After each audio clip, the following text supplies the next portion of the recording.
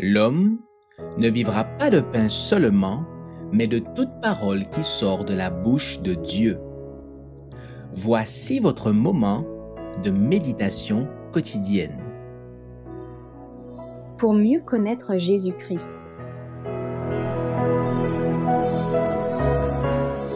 Le péché que Dieu ne peut pardonner, le 25 août.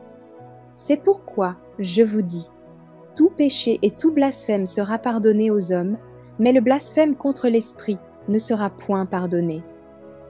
Matthieu, chapitre 12, versets 30 et 1. Le sang de Jésus son Fils nous purifie de tout péché.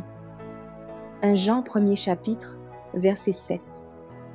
Peu importe votre passé coupable, peu importe votre situation actuelle, si vous vous repentez et croyez, si, confiant, vous venez au Sauveur, vous pouvez être sauvé parfaitement. Je sais quel danger courent ceux qui refusent de marcher dans la lumière que Dieu donne. Ils se mettent dans une situation terrible en se laissant conduire par leur propre jugement.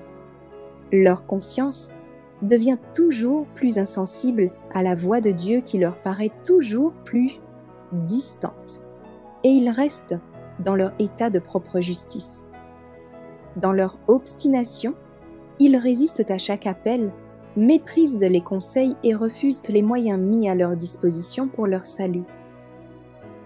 L'Esprit de Dieu n'exerce plus d'action restrictive et la sentence est prononcée. Éphraïm est attaché aux idoles, laissez-le. Osée, chapitre 4, verset 17. Voilà le chemin suivi par l'âme qui rejette l'action du Saint-Esprit. Le péché contre le Saint-Esprit n'est pas quelque chose de mystérieux ou d'indéfinissable. Il consiste à refuser constamment l'invitation à se repentir. Si vous n'acceptez pas de prendre Jésus comme sauveur personnel, c'est que vous préférez l'esprit du grand apostat.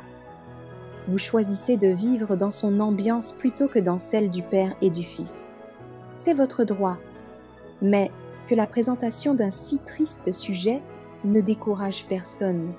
Celui qui s'efforcera de faire la volonté du Maître ne sera pas mis dehors. Venez de tout votre cœur à Jésus. Repentez-vous de vos péchés et confessez-les à Dieu.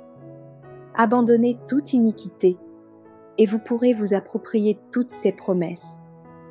Tournez-vous vers moi et vous serez sauvés. Ésaïe chapitre 45 verset 22. Telle est sa gracieuse invitation.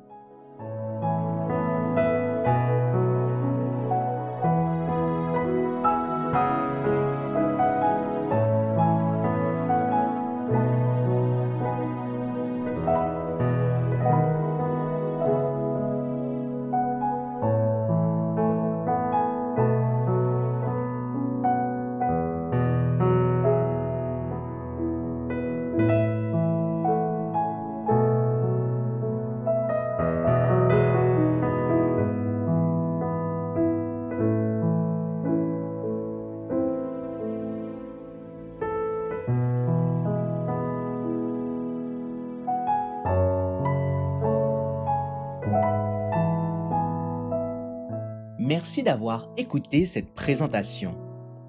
Assurez-vous de nous rejoindre demain pour votre moment de méditation quotidienne avec lereste.org.